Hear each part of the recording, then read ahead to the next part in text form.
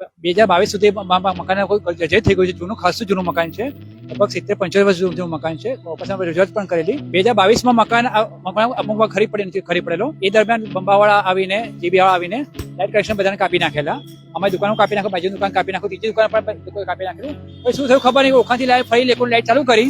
જજે જાહેરમાં એ લોકો આપી ના શકે, કોર્ટે જાહેર કરેલું કે જજે મકાન લાઇટ ના અપાય, તો એ લોકો લાઇટ લઈ આવ્યા. અને આજે ફરી મકાનનો ભાગ ઉપરથી ખર્યો અને મકાન નમી ગયું છે. આજે બપોરે લગભગ 5 અરસામાં ઉપરનો ભાગ બધો પડ્યો. ઉપર ગઈકાલ 2 દિવસ પહેલા વરસાદ પડ્યો, એમાં પાણી ઉપર અગાસી ભરી ગયું લાગે છે. એનું પાણી આખું જમે છે.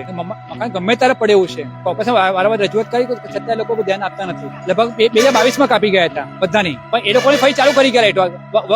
કેમ આપી શકે લાઈટો? આપી શકે કોર્પોરેશન વાળા. હવે ચાલુ આજે ફરી કાપી ગયા એ લોકોની. અમે તો 2022 થી કપાયેલી જ છે. તો ફરી ભવિષ્યમાં આવી દુર્ઘટના ના થાય, કોઈ જાય ફરી લાઈટ ના આપે લોકોને જૂનું જોખમ છે. અને મકાન ઓલરેડી નમી ગયું છે મકાન.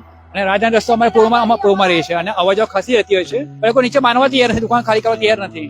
નીચેનું પણ જર્જરિત છે ને ઉપર પણ જર્જરિત. આખું જમીન દોષ જ થઈ જશે એવું છે મકાન. ભીતને ચોટાડી છે. મારા ઘરની ભીત ને આ એક જ છે. હવે આ તોડે તો મારું બાજુમાં ઘર છે, મારું કલ્યાણ નિવાસમાં, એને નુકસાન થયું છે. અને બધી ભીતો ફાટી ગયેલી છે અને બધું બેસી ગયેલું છે. અને બિલ્ડિંગ આમ નહીં પડે, આમ બેસે. અને 24 કલાક 24 અવર્સ આ રોડ ચાલુ હોય છે.